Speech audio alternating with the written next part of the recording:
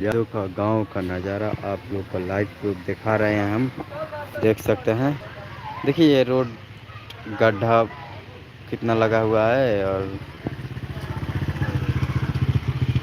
खेसारी लाल गांव का देखिए ये रोड है कि है खेसारी लाल यादव का गांव का रोड। देखिए पानी लगा हुआ है। ये मेन रोड है। देखिए देख सकते हैं आप कितना गड्ढा है यार।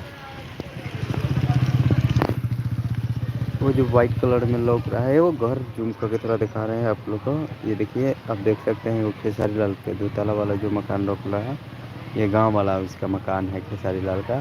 देख सकते हैं इनके पीछे फुलवाड़ी है। वो देखिए ये सब खेत है।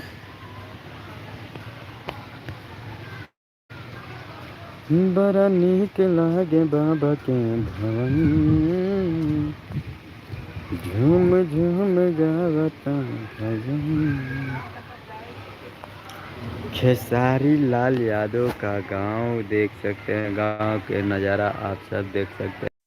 टूटा हुआ है कितना पानी लगा हुआ है कितना गड्ढा है।